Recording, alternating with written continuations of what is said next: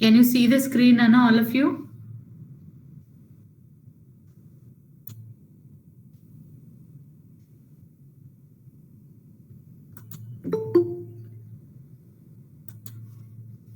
Can you see the screen? Yes, ma'am.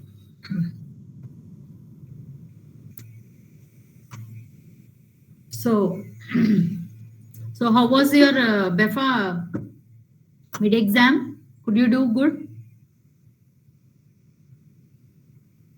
I don't think there were any tough questions, isn't it? All were easy in comparison with the other subjects. Could you do it, or was there any difficulty?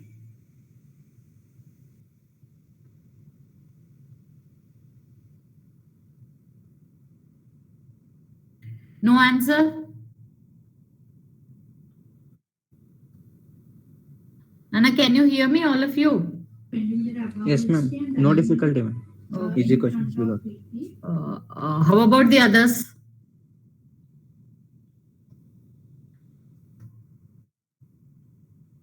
So here we have done with least cost combination, isn't it? So the concept of production analysis, the concept of production function, one variable production function, one variable production function, or production function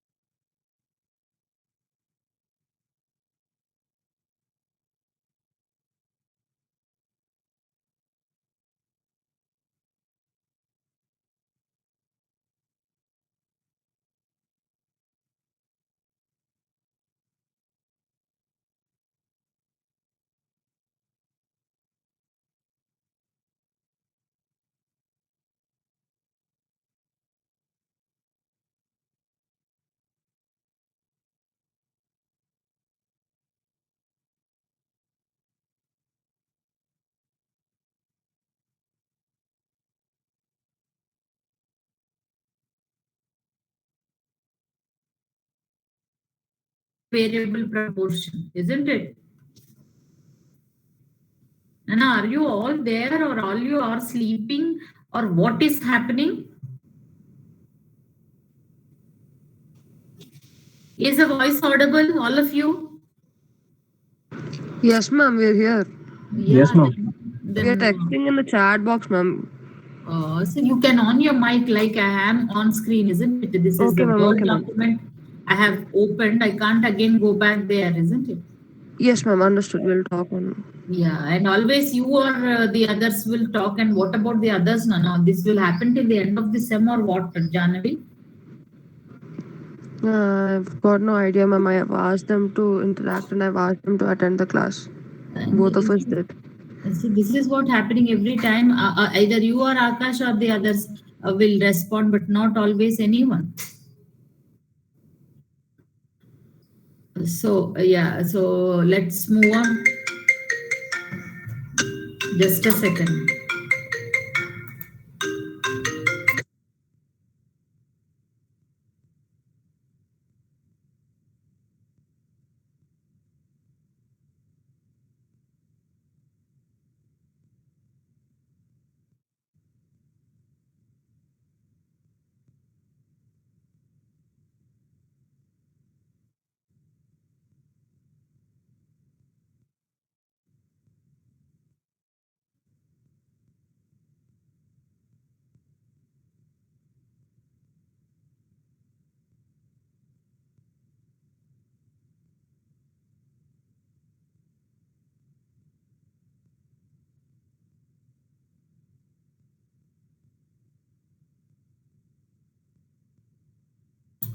Yeah, let's start with the concept. Sorry, I have got a call, just I couldn't.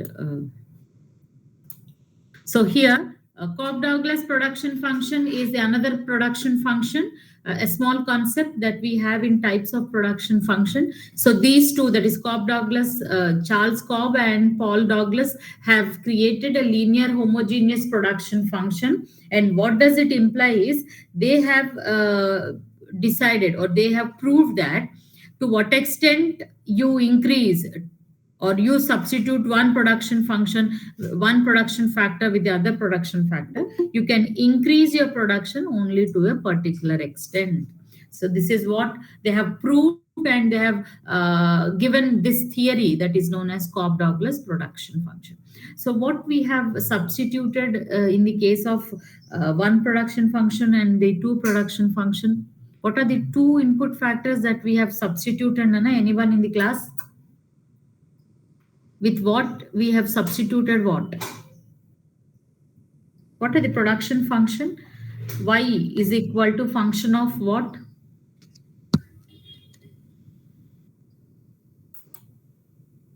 Y is equal to function of what?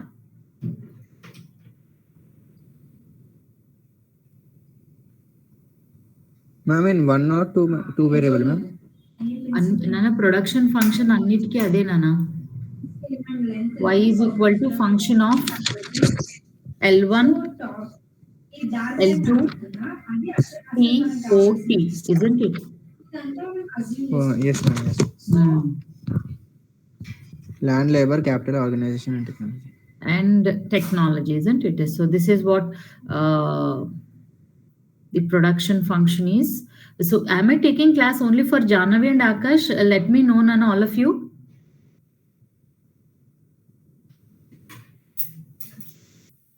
And what was the strength in the morning, Akash and Jahnavi? Ma'am, morning there was combined class, ma'am. So approximately what was the strength like? Would be In about combined class, it was 35 to 90. 40, ma'am. 35 to 40. From Total strength was 90, ma'am. So we're guessing it is about Yeah, 35 to 40. Okay. What was the other section that have been clubbed with? Section E. E. Okay. Yes, ma'am. So production function is nothing but Y is equal to function of L1, L2, COT. L1 is land, labor, capital, and technology are the factors of production. And in 1 and 2, in 1 what we have done, what was that factor that we have kept variable? What was the one factor that we have kept variable? Can you answer, Rohit? Labor. Labor. Yeah, very good. What's your name, Nana? Vishnu, ma'am. 72. Yeah, labor. And what were the other factors that we have kept fixed? All other are fixed. Capital. All other such as capital, technology, organization, and land were kept fixed, and only we have gone increasing every unit of labor. What was happening to the production? Vishnu? First it will increase for a time, then constant, then decrease negatively. So increase negatively. Yeah, these were classified into 3 phases: increasing, constant, and decreasing stage, isn't it? And we have 2 variable production function. 2 variable production function. Can you tell, Rohit? 6D. What were the 2 factors that were varied in 2 production functions? Capital and labor, ma'am. And what we have done there? There were 6 combinations, isn't it? Yes, ma'am. And if we increase labor, did we increase even capital? Yes, ma'am. Both were increased at a time? No, ma'am. If one increases, then the other decreases. Yeah. And how was an isequent shaped? Isequent curve shaped? The isequent curve first increases, then decreases. No, it is a downward sloping curve. It never increased. Yeah. It's a downward sloping curve. And if we increase capital, we reduce labor. And if we reduce labor, we increase capital. Therefore, it is a downward sloping curve, isn't it? Yes, ma'am. Yes. Now 7N, can you tell me what are the 4 features of an isequent? 7N. Yes, ma'am. Yeah, tell me now. 4 features of isoquant are their downward sloping curve. Very good. Then it is convex to origin. Why is it convex to origin? Because these two are not perfect subsets. Yeah. Yes, ma'am. As one increases, the other decreases. Next, they do not intersect because they have a particular level of output. Yeah. And then never touch the axis. Why? Because we have to maintain a minimum capital and minimum labor to run the production. To run the production. Yes. So this is what. So you will answer when I particularly tell. If not, it's only the responsibility of the CRs that they should give the questions of the class as well, even the subject. Nana, please grow up, behave mature. If you even say wrong, I am not going to penalize you by reducing your mid marks, isn't it? So whatever you know, you please take priority to answer first. Sure. Okay? Yeah, because it's in theory, isn't it? Like if it is interactive, then only it would be better for you as well for all of us. Sure. Not in one way, isn't it? Yes. Yeah. So now let's move on to the next concept. So this is about isoquant and isocost. And what was the least cost combination? 7H. Can you tell, Nana? What do you mean by least cost combination? 7H. 520 left the meeting. 7H, are you there?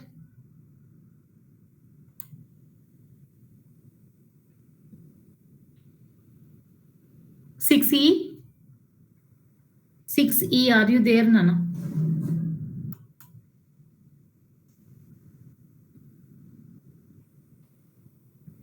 $563.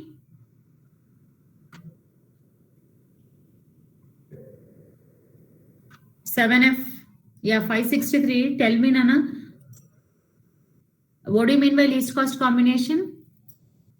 What is the point of least cost combination?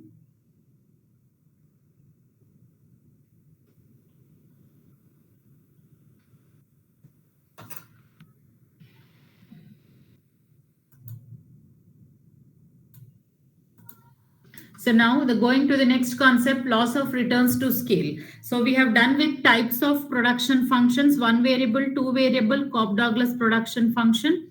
And the next last one is multiple variable production function. Just write down in your notes. It's not there in the PPT. Just write down the 4th type of production function, multiple variable production function. And write down a sentence here. In the case of multiple variable production function, it's easy to assess. It is easy to assess 1 variable and 2 variable production function. It is easy to assess 1 variable and 2 variable production function. But in the case of multiple variable production function,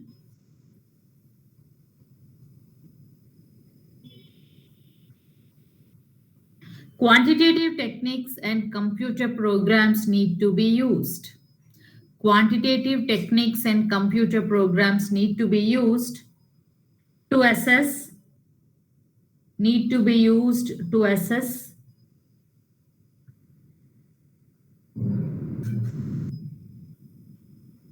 the production function, need to be assessed. The production function in a multiple input factor setting. Production function in a multiple input factor setting. So we use logical and linear programming and statistical tools to assess multiple variable production function, such as how is each production function increased or decreased, factor decreased, will not be easy to assess if we increase all the factors of production. Okay, so all the factors of production such as land, labor, capital and technology, if we increase, what happens to the production can be applied only through statistical tools, and computerized programs which can assess the multiple production variable or multiple variable production function. Is it clear, Nana? So these are the 4 production functions: 1 variable, 2 variable, Cobb-Douglas production function, and last one is multiple variable production function. The last 2 are simple, just a definition have been given for you, or you can even read the textbook in the case of the more information if you require. So this is about production function and multiple variable production function. Now going to the last concept in production analysis, loss of returns to scale. So what do you mean by loss of returns to scale is returns. Returns are nothing but the input factors, the output what we get. What is the input set of inputs that we use to manufacture the given set of output? That is known as returns. So when we increase the inputs, what do you mean by inputs here? What do I mean here inputs refer to?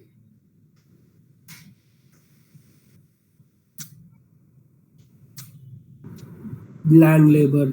Land, labor, technology, capital. These are the inputs. So when a producer increases his inputs, what happens to the output will result in 3. That is known as when a producer increases all his input factors, the result that will happen is known as loss of returns to scale, which happens in 3 ways. The first one is increasing returns to scale. What is increasing returns to scale? It is nothing but when proportionate increase in output is more than proportionate increase in inputs, we say increasing returns to scale. Ante, the proportionate increase in output, the result is more than the proportionate increase in inputs, then we say increasing returns to scale. When both are same, the percentage change in input is equal to percentage change in output, we say constant return to scale. And if percentage increase in the output is lesser than percentage increase in the input, then we say diminishing returns to scale or decreasing returns to scale. So these are the 3 laws that we have in loss of returns to scale. It's a simple concept. What is this concept? It explains us what happens to the production when input factors increased by the producer. This will result in 3 laws. One is increasing returns to scale, one is constant return to scale, and last one is diminishing returns to scale. So diminishing returns to scale refer to when we have less output in comparison with increased percentage of inputs, then we say diminishing returns to scale. So which is a loss situation? The diminishing returns to scale is in loss. Increasing returns to scale is an favorable situation, and constant return to scale is no profit, no loss situation. Is that clear? So this is all about loss of returns to scale. Did you follow, Nana, all of you? Yes, ma'am. All of you? Yes, ma'am. Any doubts? No? So this is all about the concept of production analysis. So we have finished with production analysis. Now let's start with cost analysis. So can you see this is what the syllabus that we have in the production analysis. We have done with factors of production, production function with 1 variable, production function with 2 variable, return to scales. Returns to scale is nothing but loss of returns to scale. We have 3. What are these 3? Just now we have done. What are the 3 loss of returns to scale? Increasing returns to Increasing, constant, and diminishing. Diminishing. These are the 2 laws of 3 laws of returns to scale. Now different types of production function, and we have to name all the 4. 1 variable, 2 variable, Cobb-Douglas, and multiple variable are different types of production functions. So this is what the production analysis. Let's start with the concept of cost analysis. Okay. In cost analysis, we have 2 types of cost and cost and output relationship in short run and long run. So these are the 2 concepts that we have in cost analysis. Is that clear? Now let's start with the cost analysis.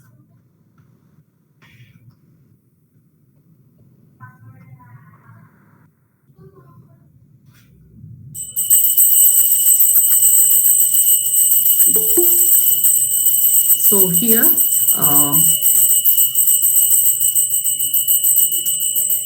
let's define about what do you mean by cost. Cost refers to, so here a cost can be defined in two perceptions, one in the hands of the producer, one in the hands of the consumer. So cost refers to the expenditure incurred to produce a particular product or a service is in the hands of a producer, isn't it? What do you mean by the cost of manufacturing or producing? What sort of cost or the expenditure do a producer incur?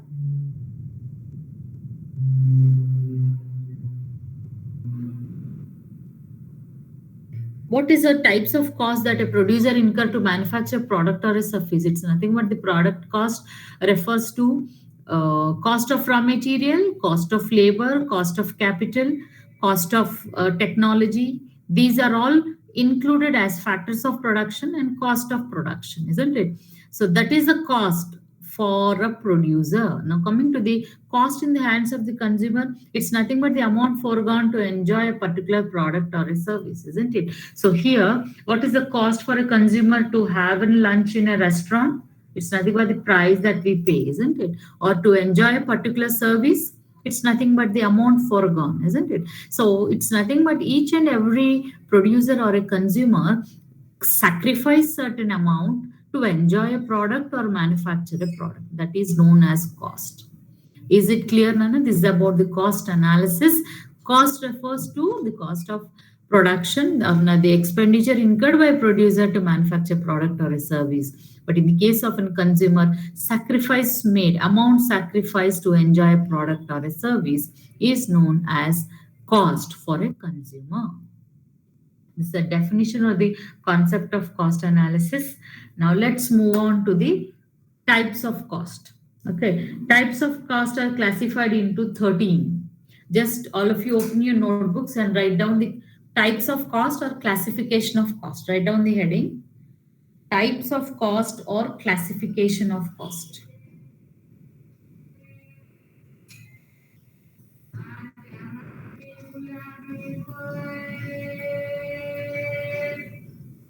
Okay, so there are 13 classifications or 13 types, out of which the first one is long run cost versus short run cost. Write down in your books, long run cost versus short run cost. Long run cost versus short run cost, and the same, the concept of period is same, isn't it? We have discussed this. What is the period of long run? This is sources of capital we have discussed, isn't it, Nana? So what do you mean by long run? What is the period? 10 years. Yeah, 1 year to 10 years. In the case of short run, 3 months to 1 year, isn't it?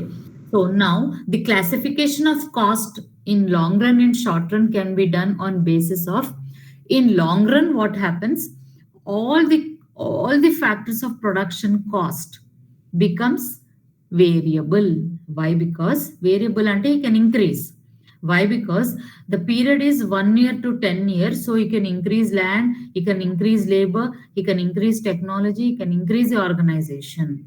So therefore, the classification will be done based on long run, refer to all factors of production becomes variable in long run. Why? Because the producer has enough time of gestation to add on all factors of production. Now, contrast to this, in short run, it's only a period of 3 months to 1 year. What becomes variable except labor?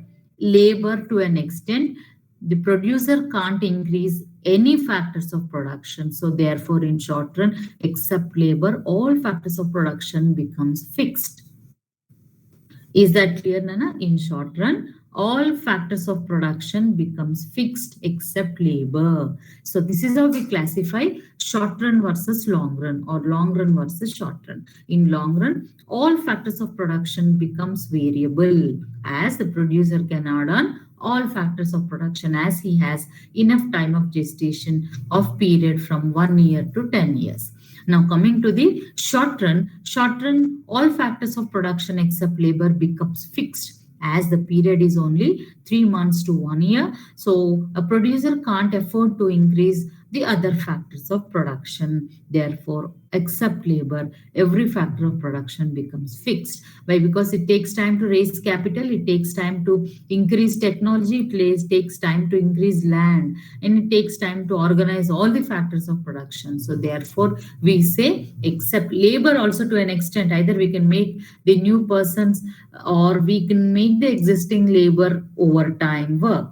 But here we are talking about labor. But again, in the case of employees, it takes time. Why? Because recruitment, selection, training, placement, induction, even it takes time, isn't it? So employees, again, it is becomes fixed, but labor, we have again skilled and unskilled labor. Okay, skilled labor, it takes time to identify the skill. Unskilled labor, we can take anyone at any time, anywhere. So therefore, except labor. Therefore, I'm specifying labor, but not employees. Becomes labor becomes variable to an extent, but remaining all factors become fixed. Is that clear, Nana? Is this first point clear? Long run versus short run? Clear. Yeah. Now, this is what the first classification of cost. So I have done with the definition of cost. What do you mean by cost? Cost incurred by a producer to manufacture a product or a service, like cost of production, includes labor, raw material, technology, everything. Now coming to the cost to a consumer, the amount sacrificed to enjoy a product or a service is known as a cost to a consumer. Now we have started with the types of cost. The first one is long run versus short run. Now the second one is fixed cost versus variable cost. Write down in your books, fixed cost versus variable cost.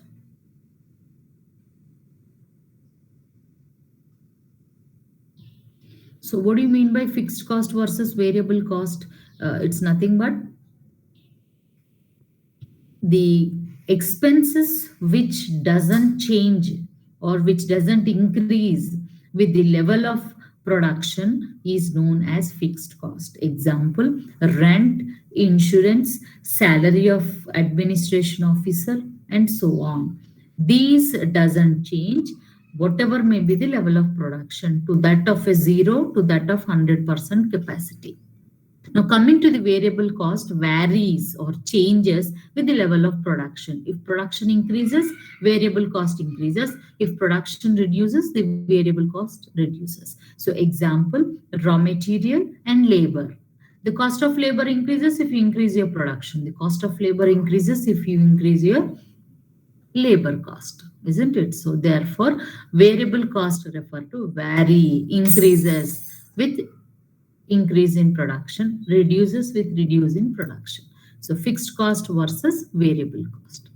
Is it clear, Nana? Like for example, if you say that I didn't produce due to no orders, I don't pay the rent. Will your landlord keep quiet in the place where you carry on your business? No, isn't it? So whatever may be your production, you need to pay the rent. Insurance. Insurance also, your amount would be lapsed. Your policy would be lapsed if you don't pay your insurance amount. Then salary of administration officer doesn't vary, isn't it? HR, accounts will under would office employees would be fixed, whatever may be the production, isn't it? So this is about fixed cost versus variable cost. Any doubts in this? Shall I move on? Yes, ma'am, no doubt. Now going to the third concept, semi-fixed versus semi-variable cost. So semi-fixed versus semi-variable cost refer to an extent they will be fixed, later variable, or to an extent there will be variable, then fixed. So for example, we can give an example of tax slab rates or telephone bills or power bills. What do we mean by tax slab rates? Like for example, up to 250,000, you have nil of your tax liability. So you need not pay any tax, isn't it? So that is known as fixed. Then what happens if you increase above 250,000, then you have slabs, isn't it? 2 lakh to 5 lakhs, 5%, 5 to 8, like that, 7.5%, like this. Your slab rates would vary. So this is known as semi-fixed. Semi-variable refer to first it would be variable, then later fixed. So like, for example, in the case of surcharge, if your taxable income is more than 10 lakhs fixed, then you have to pay surcharge of 1%, 2%, like that, isn't it? Surcharge is nothing but tax on tax, isn't it? So therefore, semi-variable refer to a particular extent it is variable, then becomes fixed. Whatever may be your income, you have to pay the surcharge above 10 lakhs. Okay, so below 10 lakhs ante you will apply slabs, above 10 lakhs ante you are even allowable for surcharge. That is nothing but tax on tax. So this is what semi-fixed or semi-variable. Even telephone bills also. So up to a landline bill, up to a particular calls you have free. Then later you have tariffs. And even in the case of power bills also, up to a particular units you have a particular tariff. If you exceed the units, you have a different tariff. So this is known as semi-fixed and semi-variable. Is it clear, Nana? Yes, ma'am. Now Yes, going ma'am. to the next one, marginal cost. The fourth classification, write down marginal cost. So marginal refer to extra 1 unit. And what do you mean by marginal cost?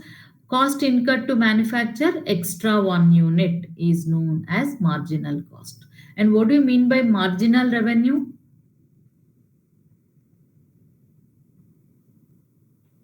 We have discussed this earlier. What do you mean by marginal revenue?